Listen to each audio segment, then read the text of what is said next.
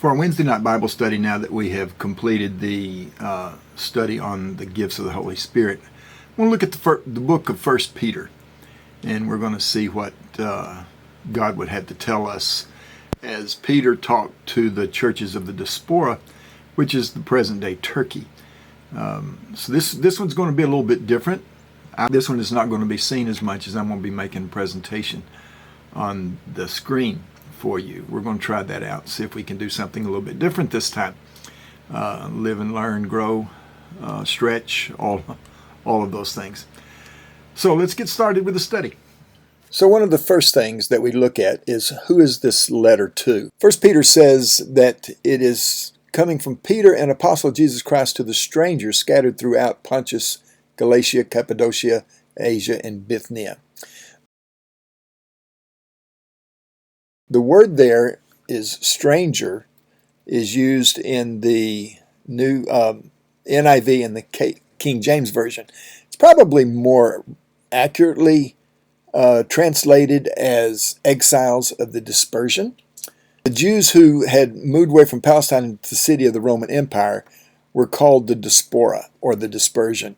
But Peter doesn't seem to be referring to the Jews here, but rather to early Christians. These are those who have been chosen for obedience to Jesus Christ, he writes in 1:2. It seems that the concept of the diaspora has now been appropriated by the Christian community to refer to as not just the Jewish diaspora, but Christians who are scattered throughout the empire. Also, James 1:1 uses that same terminology. The author clearly identifies himself as Peter, an apostle of Jesus Christ. It's an obvious reference to Simon Peter, the son of Jonah, a leader of the first generation church.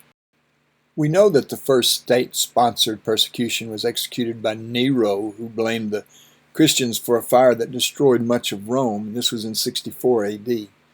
We know that Peter is crucified upside down in Rome around 63 to 64 AD, so this could have been close to the time that this was being written. And we know that in 5:13, Peter states that he is writing this letter from a church that is in Babylon, which to Christians was oftentimes a referral to Rome, as we see in Revelations. Though 1 Peter is only 5 chapters long, it's very important for us to study, since it contains a number of themes that Christian disciples must master if we would serve Jesus faithfully in our own day.